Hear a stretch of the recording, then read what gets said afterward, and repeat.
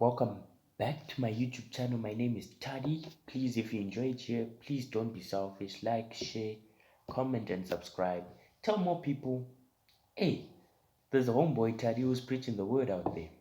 And let's push the word of God out there. You know what I mean?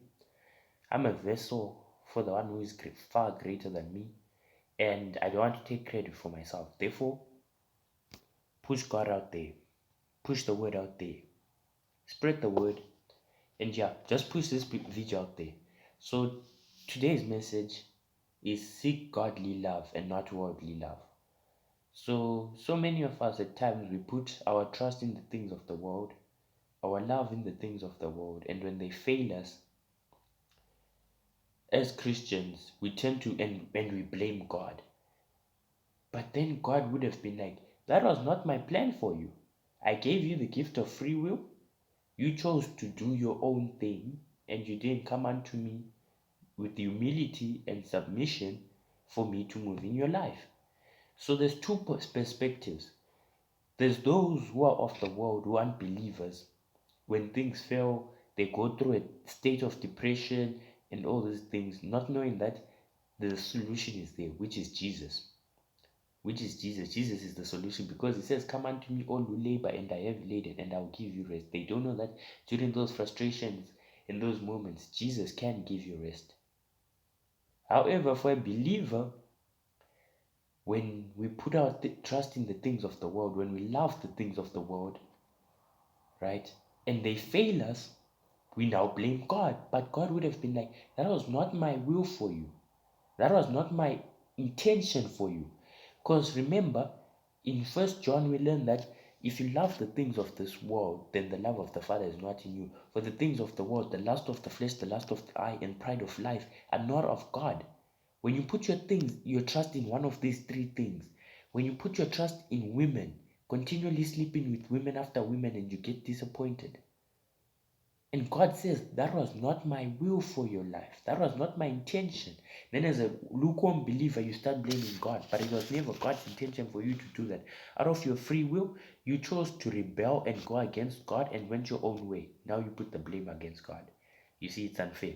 However, for a non believer, Jesus is your solution. If it's your first time here and you're a non believer, let me tell you, Jesus is literally all you need. Because out of everyone, Jesus is the only one that rose from the grave. It did not just prove that he's God in the flesh, but that he's fully divine. Because no mere man can resurrect from the dead. Muhammad is dead, Buddha is dead, Charles Darwin is dead, but Jesus is alive. His grave is the only one that is empty, and there's 500 eyewitness accounts of him. So put your trust in Jesus, and trust me, you'll never regret that. So seek godly love and not worldly love, because worldly love fades and is not everlasting love. Remember, the things of the world shall pass away. And God's love is a love that forever prevails in both the good and the bad times of life. Worldly love is but for a moment and is only temporary. However, God's love is forever abounding. God is in his very nature is eternal love. In 1 Corinthians 18, we learn the nature of love, and that is the true essence of God. God is the true essence of love. God defines love, for he is love. When we put our trust in a love that never fails and that always prevails, we are never going to be disappointed. Like I said, some of you now go to God, be like, God, why is this happening to me? When you leaned on your own understanding. Proverbs 3 verse 5 tells us, lean not unto your own understanding, but trust God. Trust in the Lord with all your heart and lean not unto your own understanding. In all thy ways acknowledge him and he will direct your path. You never acknowledged him. Instead, you went your own way as a lukewarm Christian. Lukewarm is very dangerous. So literally what I want to tell you is worldly love is temporary and will never fill the gap meant for an everlasting love. In everlasting love, there's always going to be a fracture of you that's going to long for God.